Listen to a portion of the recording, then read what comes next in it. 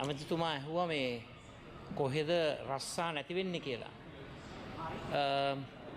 පොඩ්ඩක් අහන්න හයිඩ්‍රමනි එකෙන්. බ්‍රැන්ඩික්ස් එකෙන්. මාස් එකෙන්. එදා ඇඟලුම් කම්හල් 200 වැඩසටහන යටතේ විවෘත වුණු කර්මාන්ත ශාලා ඒවා වහලා ඒවා පිටරට ගිහිල්ලා ස්ථාපනය කරනවා. හැබැයි මම කැමතියි විශේෂයෙන්ම මේ අවස්ථාවේ මම කනගාටු වෙනවා මුදල් නියෝජ්‍ය ඇමතිවරයාවත් මෙතන නැහැ. වැදගත් යෝජනාවක් කරන්න. කරුණාකරලා ජනාධිපතිවරයා ප්‍රමුඛ රජය වහාම ක්‍රියාත්මක වන පරිදි IMF successor program එකක් අනුප්‍රාප්තික වැඩසටහනකට යොමු වෙන්න. මම පෙන්නලා දෙන්නම් ඇයි අද මේ රුපියල අවප්‍රමාණයත් සමග අපේ රටට දැවැන්ත අභියෝග රසකට මුහුණ දෙන්න සිද්ධ වෙන්නේ කියන කාරණාව. දැන් ඔබතුමාලා දන්නවද දන්නේ IMF වැඩසටහන අවසන් වෙනවා 2027 මාර්තු මාසයේ වෙන විට. එතකොට අපිට ලැබෙන extended fund facility එක විස්තීර්ණ ණය පහසුකම් ඔක්කොම ඉවත් වෙනවා. දැන් IMF ටාගට් එක තමයි අපේ සංචිත බිලියන 14.2ක් පවත්වාගෙන යන්න ඕනේ කියන කාරණා. හැබැයි අදට තියෙන බිලියන 7යි. ඒ කියන්නේ 150යි. ඉතින් මේ වගේ තත්ත්වයක් තුල අපි ගණිතමය පැත්තෙන් බැලුවොත් අර බිලියන 14 ලබා ගැනීමේ chance එක තියෙන්නේ 0.01යි. ඒ නිසා අන්තිම මොහොතේ රට අමාරුව වැටුණයින් පස්සේ IMF එකට ගිහිල්ලා රටට අහිතකර ගිවිසුමකට ප්‍රවේශ වෙනවා වෙනුවට දැම්මම අනුප්‍රාප්තික වැඩසටහනක් සක්සෙසර් ප්‍රෝග්‍රෑම් එකක් ක්‍රියාත්මක කරන්න. මොකද කනගාටුයි කියන්න 2028 ඉඳලා අපිට දැන් ගෙවන පොලියට අමතරව ප්‍රාග්ධනයක් ගෙවන්න සිද්ධ වෙනවා. ණය කන්දකට මුහුණ දෙන්න සිද්ධ වෙනවා. ණය සේවාකරණේ මහා බරපතල අභියෝග රැසක් නිර්මාණය වෙනවා. ඉතින් අපි මේ ක්‍රියාත්මක කරන මේ යෝජනාව මේක දේශපාලන යෝජනාවක් නෙවෙයි. මේක සංඛ්‍යාත්මක යෝජනාවක්. මම පැහැදිලි කරලා දෙන්නම් ඇයි අපි සක්සෙසර් ප්‍රෝග්‍රෑම් එකකට ගිහිල්ලා මේ IMF ක්‍රියාවලිය 2027 මාර්තු මාසෙන් අවසන් වන්නට නොදී එය තවදුරටත් ක්‍රියාත්මක කිරීමේ වැදගත්කම මම පෙන්වලා දෙන්නම් සංඛ්‍යාත්මකව. දැන් පළවෙනි කාරණාව තමයි විශේෂයෙන්ම මම පෙර කිව්ව ආකාරයට අපේ විදේශ සංචිත ඇමරිකන් ඩොලර් බිලියන 14.2ක් තිබිය යුතු තැන අද තියෙන්නේ බිලියන 7යි. ඒ බිලියන 7ක් තියෙනවා non convertible yuan currency swap එකක්. එතකොට අපේ real reserves ප්‍රමාණය ඇත්ත වශයෙන්ම පාවිච්චි කරන්න පුළුවන් usable reserves ප්‍රමාණය බිලියන 7 නෙවෙයි ඊටත් වැඩිය අඩු ප්‍රමාණයක්. එතකොට දැනට ආපු ගමනේ අපි ඇත්ත වශයෙන්ම ওই ඉලක්කය කරා යන්නට නම් මිලියන 600ක් එකතු කරන්න ඕනේ හැම මාසෙකම මේ සංචිත බිලියන 14 දක්වා ගෙනියන්න. හැබැයි මෙතෙක් කල අපිට පුළුවන්කම ලැබිලා තිබෙන්නේ මාසෙකට ඇමරිකන් ඩොලර් බිලියන 60 ගානේ ලබා ගන්න. ඒ නිසා කරුණා කරලා අපි මේ කරන යෝජනාව IMF අනුප්‍රාප්තික වැඩසටහනකට අනිවාර්යෙන්ම සක්සෙසර් ප්‍රෝග්‍රෑම් එකකට යන්නට ඕන. ඒ වගේම මම පෙන්වලා දෙන්න කැමතියි දැන් අද මේ මොහොත වෙන විට 92 පෙට්‍රල් මිල 139කින් ඉහළ ගිහිලා තිබෙනවා. මේ මාස 4 තුල. දැන් පොඩ්ඩක් අපි යමු බංකොලොත්තුරු 2022ට. 2022ට ගියාම ඇත්ත වශයෙන්ම 92 පෙට්‍රල් මිල 470යි. අද 410යි. ඒ කියන්නේ එදා තිබුණු ප්‍රමාණයෙන් තව යන්න තියෙන්නේ 115යි. ඒ නිසා අපි බරපතල ප්‍රශ්නයකට මුහුණ දෙනවා. පහුගිය මාස 12ට රුපියල අවප්‍රමාණය වෙලා තිබෙනවා 9.2කින්. ඒ වගේම year on year සංචාරක ආදායම 17%කින් අඩු වෙලා තිබෙනවා. ඒ වගේම අපි සතුටු වෙනවා විදේශ ප්‍රේෂණ foreign remittances බිලියන 8 ඉක්මවලා ගිහිලා තිබෙනවා. හැබැයි මතක තබා ගන්න මේ විදේශ ප්‍රේෂණ වලින් 60ක් එන්නේ ගල්ෆ් කෝපරේෂන් කවුන්සිල් රටවල් වලින්, මැද පෙරදිග රටවල් වලින්, කුවේටෙන්, සෞදියෙන්, යුනයිටඩ් ඇරබ් එමිරේට්ස් ඒ රාජ්‍යයෙන්. විශේෂයෙන්ම මේ යුදමය තත්ත්වය නිසා ඉදිකිරීම් කර්මාන්තය බරපතල කඩාවැටීමකට ඒ රටවල් වල ලක් වෙලා තිබෙනවා. එයින් විරකියාව නිර්මාණය වීමේ බරපතල තත්ත්වය ක්‍රියාත්මක වෙනවා. ලබන අවුරුද්දේ මාර්තු 2027 මහා ණය කන්දක් නිර්මාණය වෙනකොට කොහොමද ඔබ මුහුණ දෙන්නේ? IMF එක ඉවත් වෙනකොට emergency drawing rights ඒ අමතර ප්‍රතිපාදන ලබා ගැනීමේ අයිතිය එක්ස්පයර් වෙනවා. IMF අධීක්ෂණය අවසන් වෙනවා.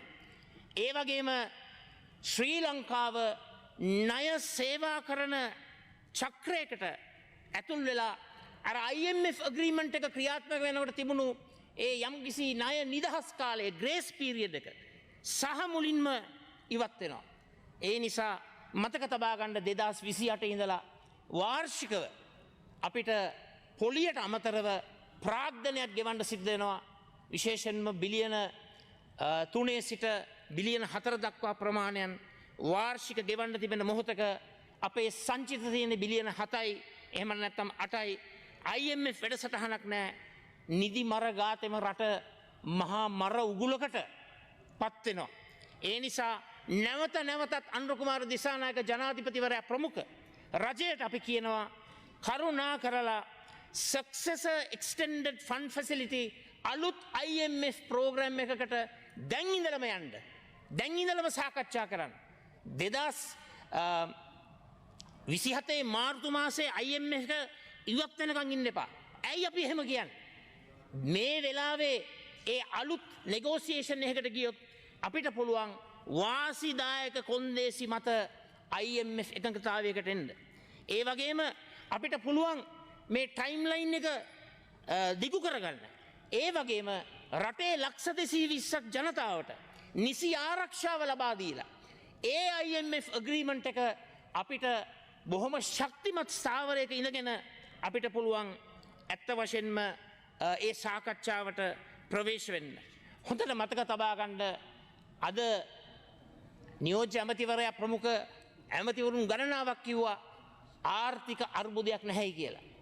අපිට දැනගන්නට ඕන ඔබ ඉන්නේ මහ පොළොවට පය ගහලද එහෙම නැත්නම් කෙඳි වලාකුළු වලද කැටි වලාකුළු වලද?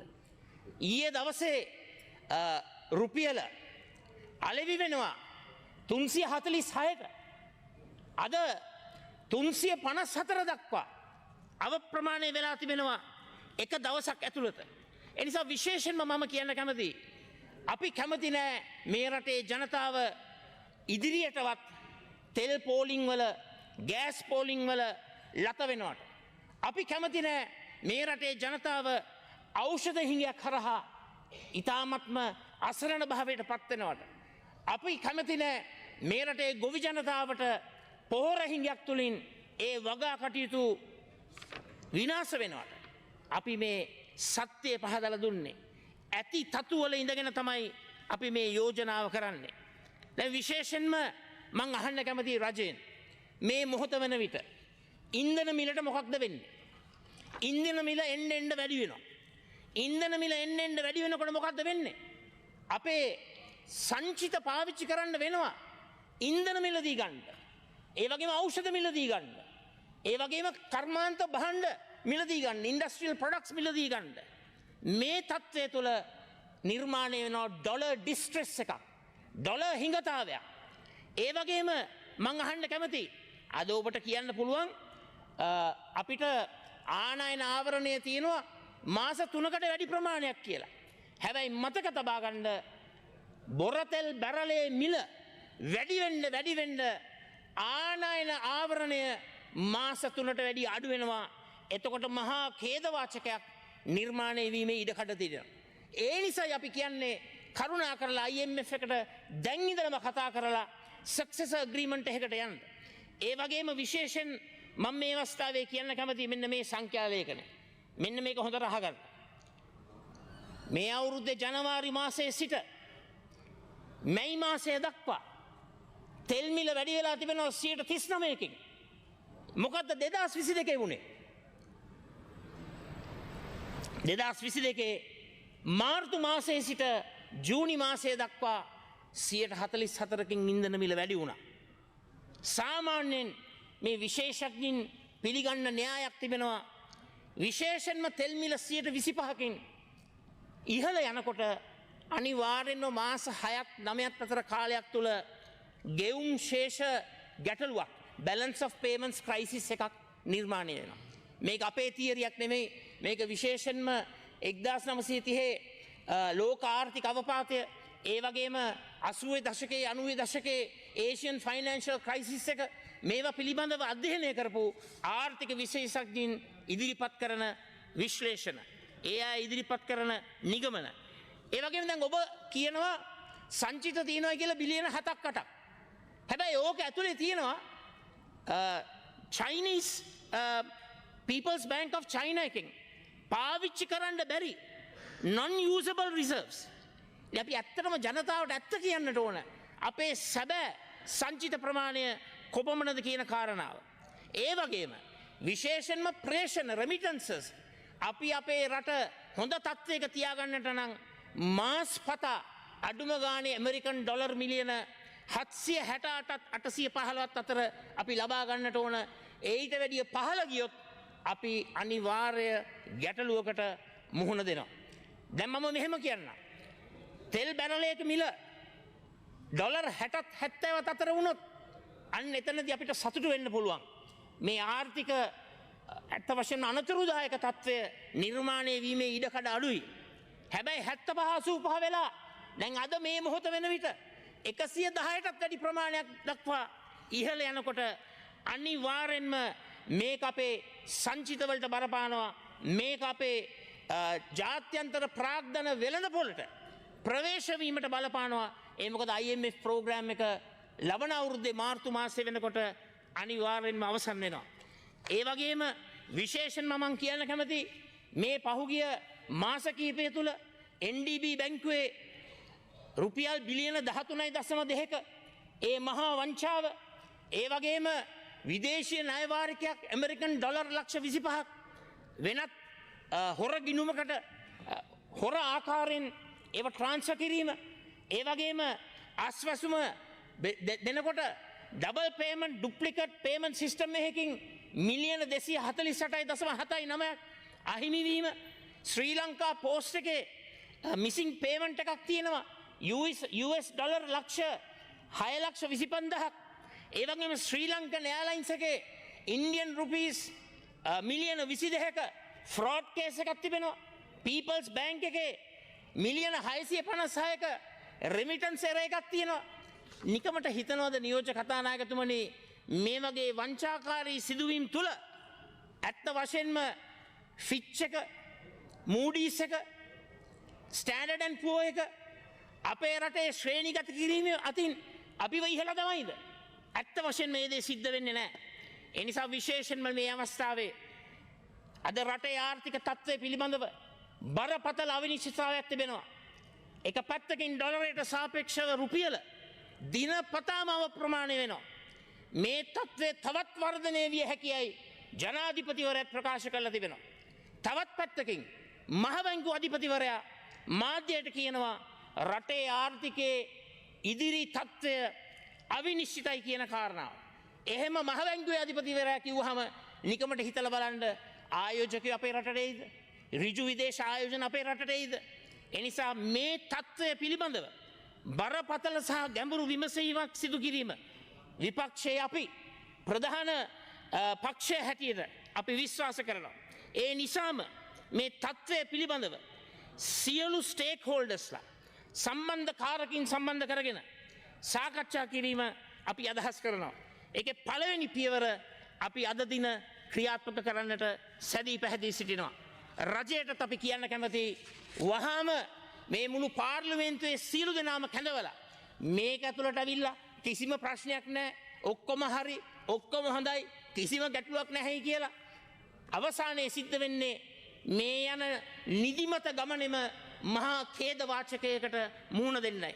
ඒ නිසා කරුණාකර රජෙන් ඉල්ලීමක් කරනවා අපි හැමෝම අත්වැල් බැඳගෙන රටේ ලක්ෂ 220 වෙනුවෙන් අපේ යුතුයකම ඉෂ්ට කරන්නට ඕන.